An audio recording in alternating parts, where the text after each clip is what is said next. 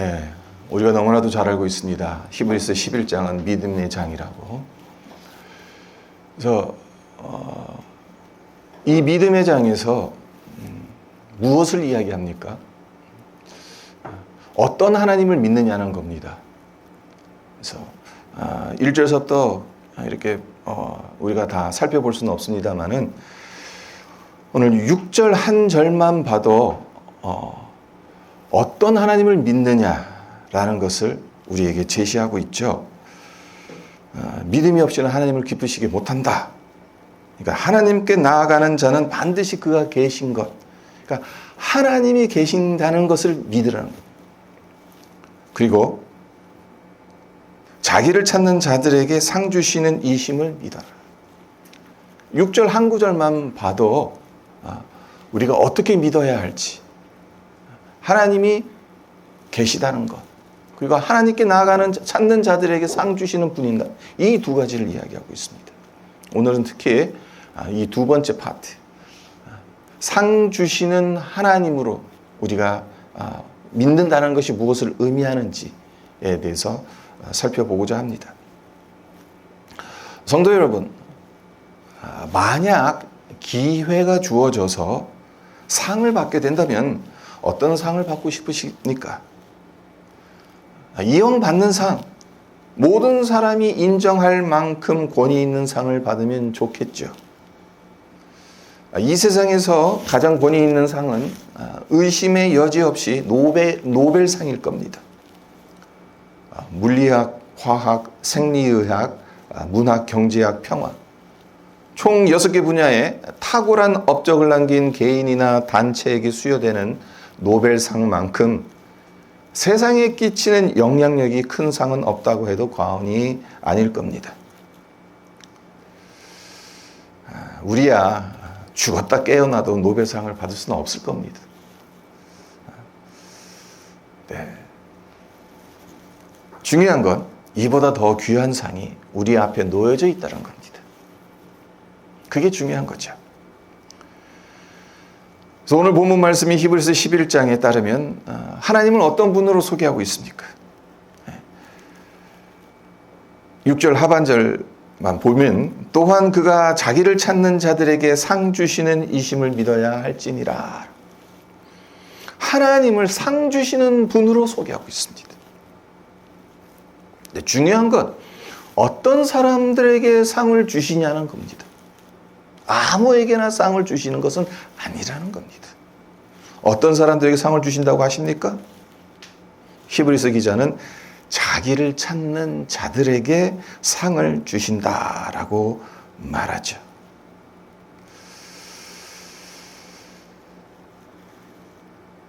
근데 재밌는 게 있어요. 하나님께서 주시는 상은 우리가 뭔가를 이루어야 주시는 것이 아니라는 겁니다. 하나님은 우리가 단지 하나님을 찾기만 해도 상을 주시겠다고 약속하셨어요. 세상에서 통용되는 법칙은 어떤지 한번 생각해 보세요. 세상에 통용되는 법칙은 뭔가를 해야 보상을 받습니다. 무슨 상장 하나를 받더라도 그에 합당한 뭔가를 해야 돼요. 뭐 공부를 잘한다든지 아니면 적어도 개근을 한다든지 그래야 상을 받습니다. 아무런 이유 없이 상을 받지 못합니다.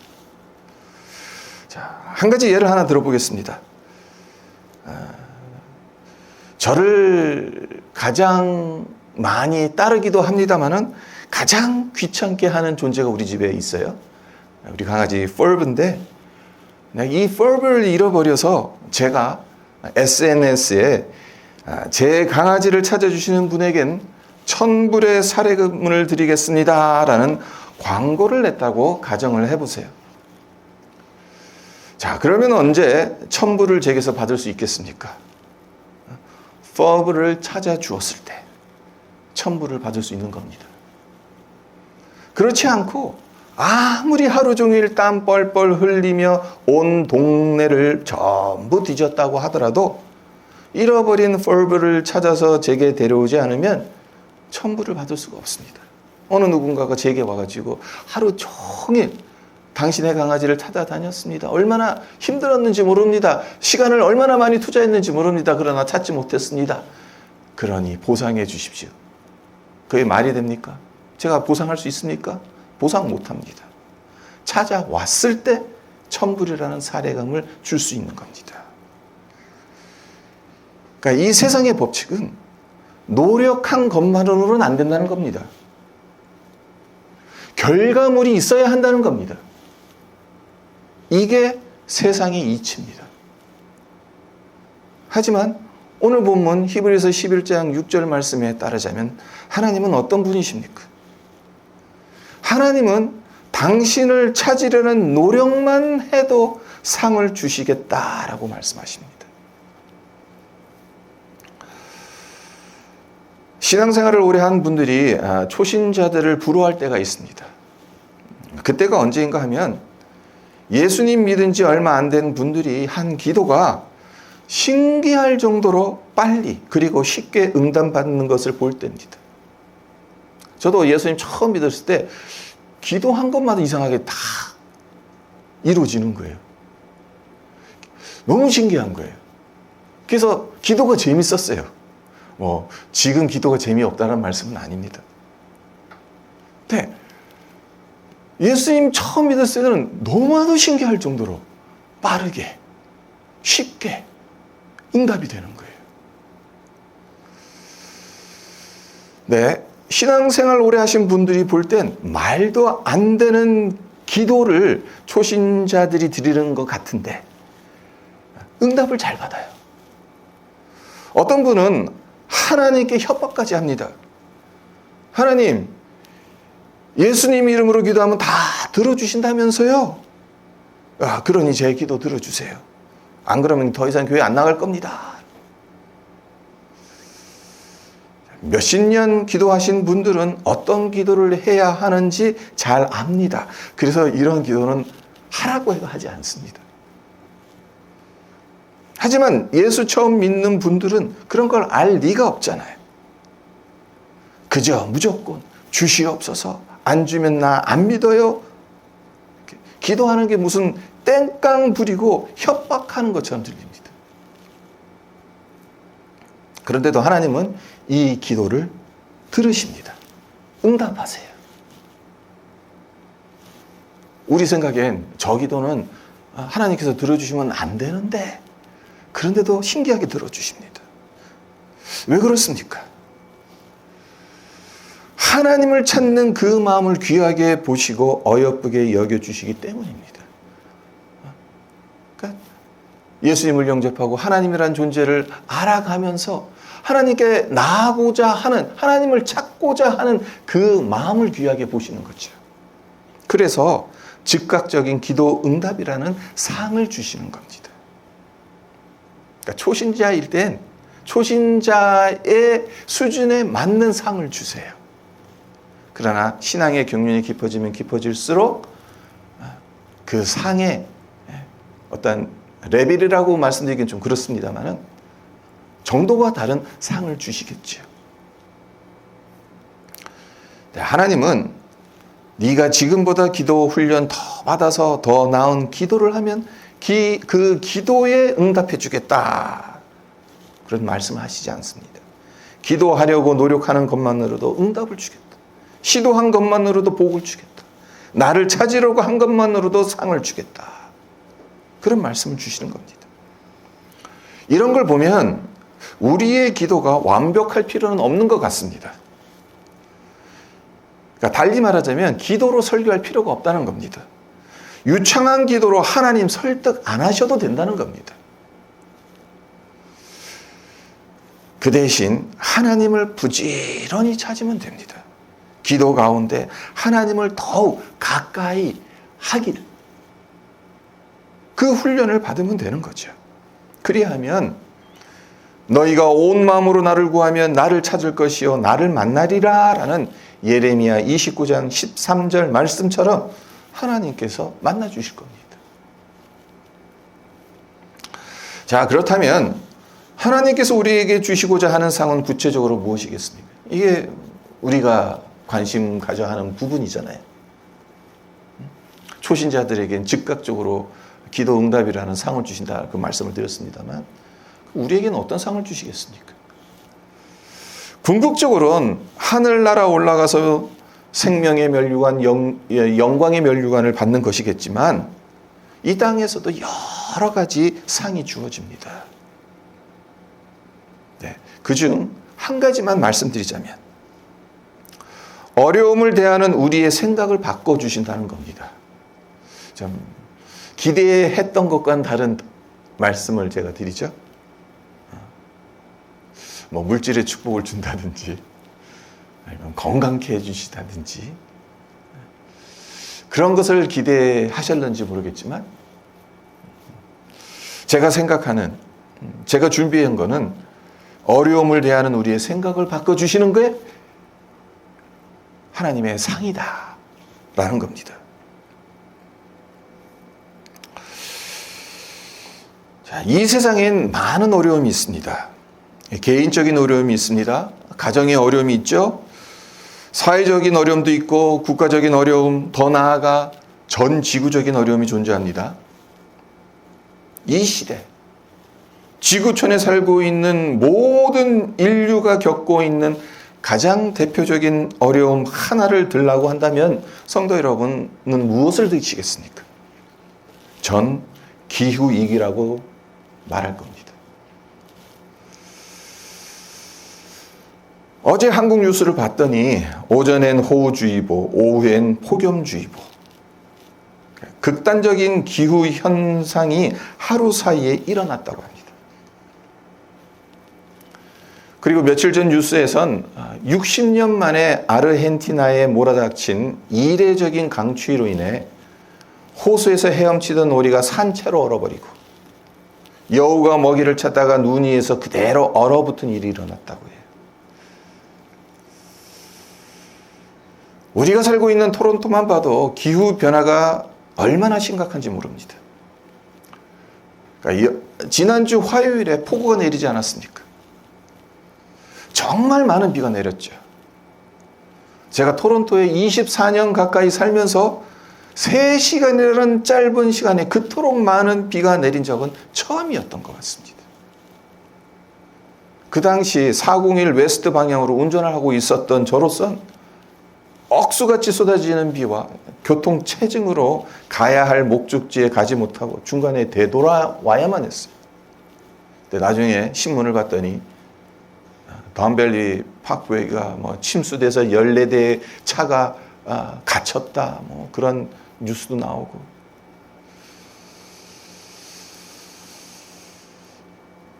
게릴라성 폭도가 점점 늘어나는 추세예요. 여름에 30도를 넘는 것은 이제 이상하지도 않아요.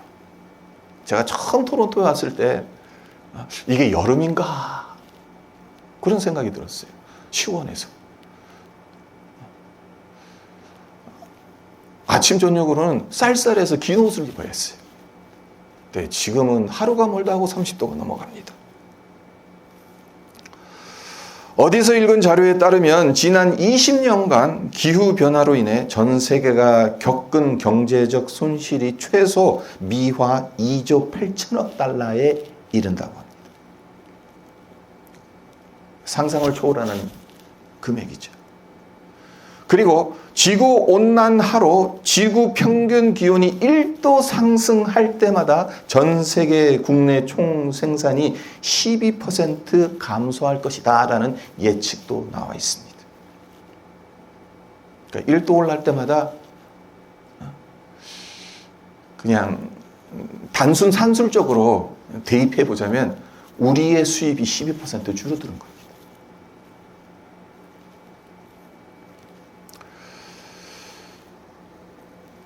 기후위기가 단순히 우리 삶을 조금 불편하게 만드는 정도가 아니라는 겁니다. 우리 인간의 목숨과 삶을 심각하게 위협하고 있다는 겁니다.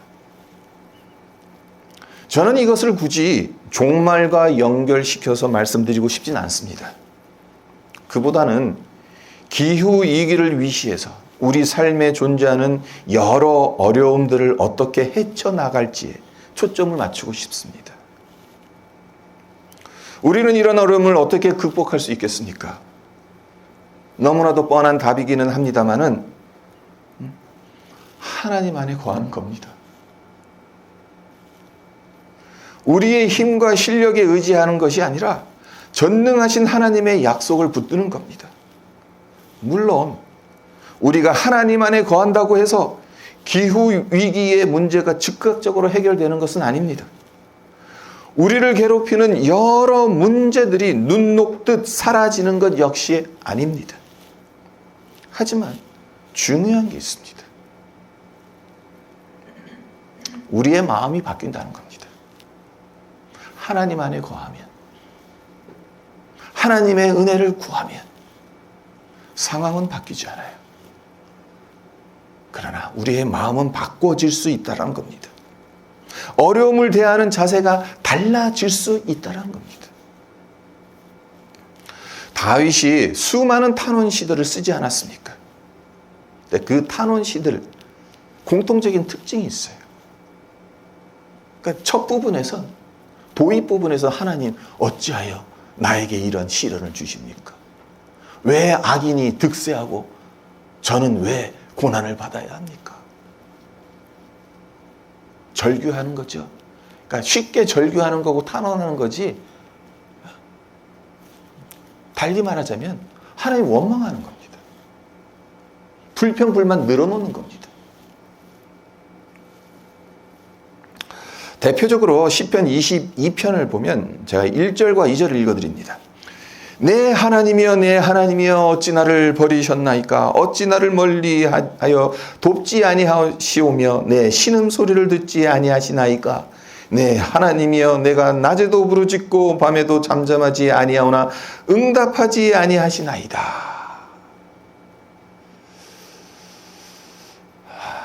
얼마나 답답했으면 이런 절규를 할까요? 다윗이 가장 괴로워하고 있는 게 무엇이겠습니까?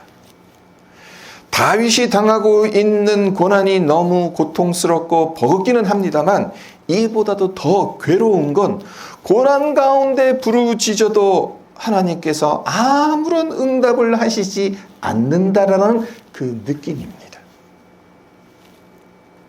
그래서 하나님 어찌 나를 버리셨나이까? 이 절규를 하는 겁니다. 하지만 하나님이 우리를 정말 버리십니까? 하나님은 결코 우리를 버리시지 않습니다.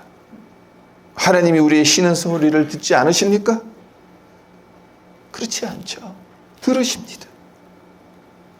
하나님이 나를 버리신 것 같고 하나님이 멀리 계신 것 같고 하나님이 내 신음소리를 듣지 않는 것처럼 느껴지는 것, 그것은 나의 느낌적인 느낌일 뿐이지 사실은 아닙니다.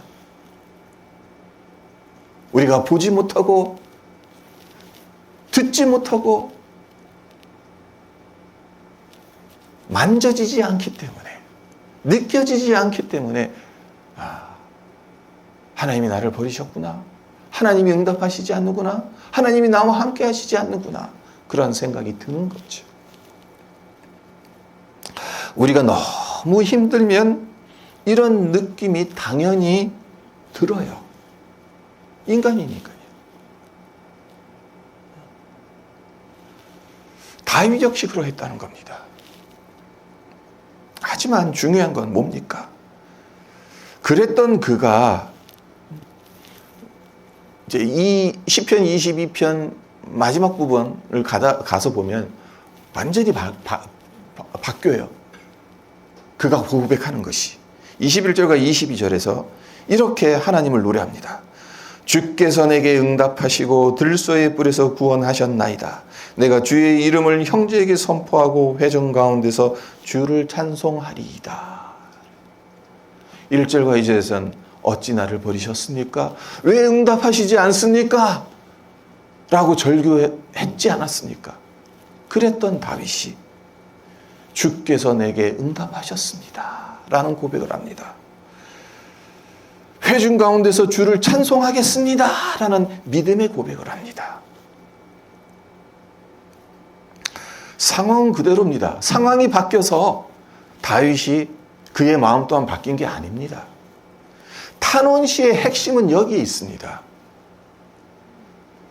제가 시편 중에서 참 좋아하는 시편이 탄원시예요. 너무나도 드라마틱하기 때문에. 상황이 바뀌어서 절망이 희망의 노래로 변한 것이 아니란 겁니다. 상황은 그대로 있습니다.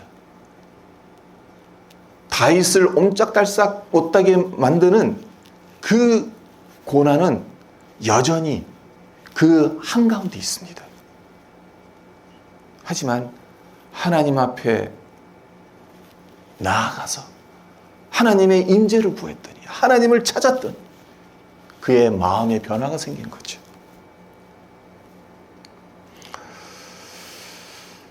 절규가 찬송이 된 겁니다.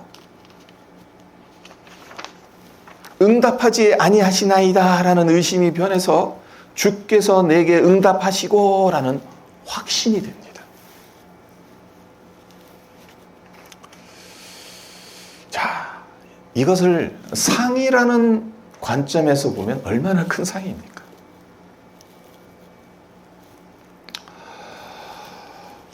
우리 마음을 바꾼다는 것 여러분들 잘 아시잖아요. 얼마나 어렵습니까?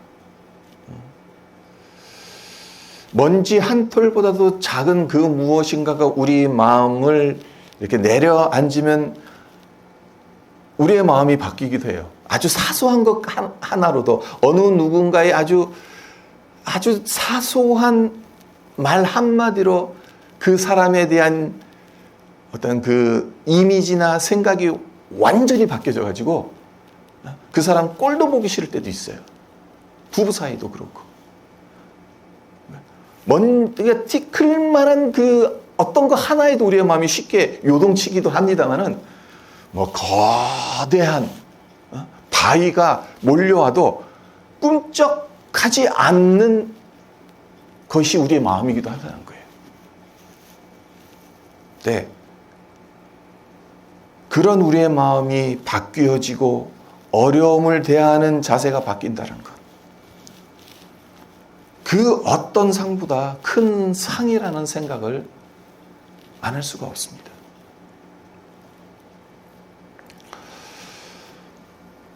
하나님 안에 거하시기를 바랍니다. 하나님을 찾으시기를 바랍니다. 그래서 어려움을 대하는 자세가 바뀌는 그 놀라운 상을 우리의 삶 속에서 받아 누리시기를 바랍니다. 말씀을 맺겠습니다. 결론으로 어떻게 해야 하나님을 찾을 수 있는 것이겠습니까? 우리가 하나님을 찾으라고 했단 말이에요. 나를 찾는 자들에게 상을 주시겠다고 약속하셨는데 그러면 어떻게 해야 하나님을 찾는 것이겠습니까? 성경에 여러 답들이 있겠죠. 잠언 3장 6절 말씀을 제가 가지고 왔습니다. 너는 범사의 그를 인정하라. 그리하면 내 길을 인도하시리라. 지도하시리라. 범사의 하나님을 인정하는 것이 우리 삶에서 하나님을 찾는 것입니다. 자, 범사라 함은 어떤 때를 가리키는 것이겠습니까? 좋은 일이 일어날 때만 범사입니까? 아니잖아요. 나쁜 일, 속상한 일, 기쁜 일, 슬픈 일. 우리 삶에 의해서 일어나는 모든 일입니다. 기억하기 싫은 일, 너무나도 고통스러운 일, 그것도 범사입니다. 결국 모든 일에 항상 하나님을 인정하는 것, 이것이 우리가 실제적으로 하나님을 찾는 행위이고 그리할 때 하나님의 인도하심을 받는 겁니다. 지금까지 그렇게 해오셨겠습니다마는 앞으로도 범사에 하나님을 인정하셨으면 좋겠습니다.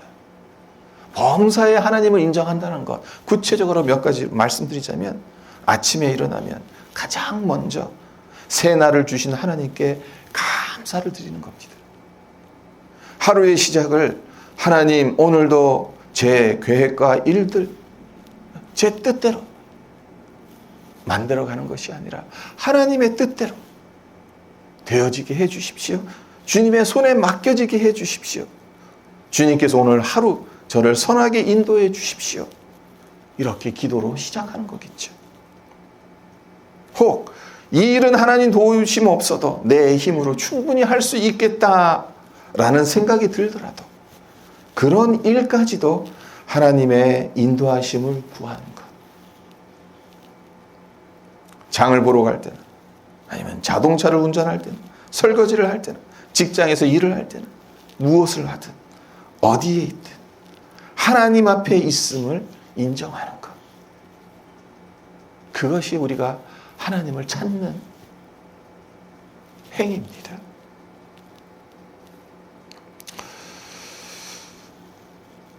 우리는 하나님이 너무 바쁘실까봐 사소한 일은 내가 알아서 하고 중요하고 어려운 문제가 있어야 하나님을 찾고 하나님의 도움을 구해야 한다라는 생각을 합니다.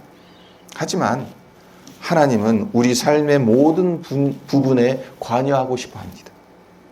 범사에 우리의 길을 지도하고 싶어 하십니다. 물론 범사에 하나님의 도움을 구하지 않는다고 해서 일이 진행 안 되는 것은 아니죠. 열심히 부지런히 일을 하면 당연히 됩니다. 하지만 내 힘과 노력으로 성취하며 사는 인생과 하나님을 찾는 가운데 하나님이 도와주시는 인생은 달라도 너무 다르지 않겠습니까? 범사에 하나님을 인정하시기를 바랍니다. 큰 것이든 작은 것이든 어떤 일이라도 가정에서든 사무실에서든 직장에서든 어디서든 주님, 오늘도 주님이 필요합니다. 주님이 여러분의 전부이심을 인정하시기를 바랍니다. 그렇게 범사에 하나님을 인정하고 찾는다면 하나님은 여러분에게 어려움을 대하는 자세가 바뀌는 상을 주실 겁니다. 서론에서 그 말씀 드렸죠. 히브리서 11장은 믿음의 장이다. 그 믿음이 무엇이냐? 6절에 따르자면 하나님이 계신 것을 믿는 게 믿음이다. 그리고 오늘의 핵심 내용인 하나님을 찾는 자에게 하나님께서 상을 주시는 것이다. 그러한 분이라는 것을 믿는 것이다. 그러니까 궁극적으로 믿어야 하는 겁니다. 어떤 하나님을 믿습니까? 우리에게 하나님을 찾는 자에게 상 주시는 분이심을 믿는 믿음으로 하나님 앞에 서야 하지 않겠습니까? 우리 모두 하나님은 자기를 찾는 자들에게 상 주시는 이심을 믿으며 범사에 하나님을 인정하여서 이 귀한 복을 날마다 받아 누리시기를 주님의 이름으로 축원드립니다.